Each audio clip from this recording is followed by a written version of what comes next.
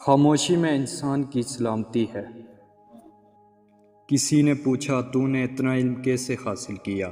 کہا رات کو جب لوگ مصروف میں نوشی ہوتے تھے میں روغن زیتون کے ساتھ اپنا خون بھی جلاتا تھا۔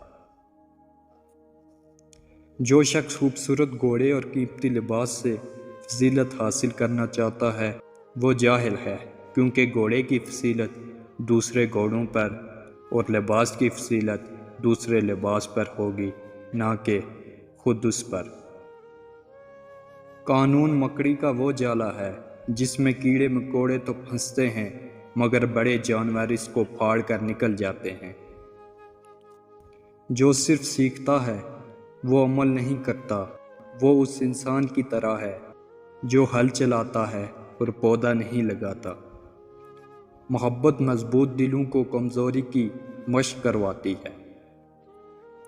سمجھدار ناسمجھ کو جانتا ہے، کیونکہ ایک زمانے میں وہ خود بھی ناسمجھ تھے، مگر ناسمجھ سمجھدار کو نہیں جانتا، کیونکہ وہ کبھی بھی سمجھدار نہیں رہے۔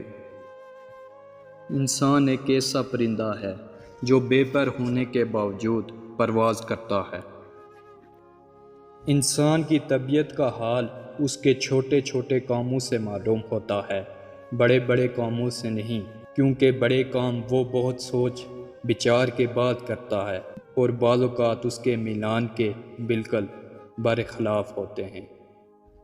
تاریخ کی نسبت شاعری حقیقت کے زیادہ قریب ہے۔ یہاں پر سچ بولنے سے زیادہ نفرت کی جاتی ہے۔ بد طبیعت بد ذات وہ ہے جو لوگوں کے عیب ظاہر کرے مگر نیکیاں چھپائے۔ تجربہ ہمارا ایسا دوست ہے جو ہمیں اس وقت ملتا ہے جب ہم بہت کچھ کھو چکے ہوتے ہیں۔ جو شخص لوگوں سے کنارہ کشی کرتا ہو تو اس سے مل، اور جو شخص لوگوں سے ملنے کا عادی ہو اس سے کنارہ کشی کر۔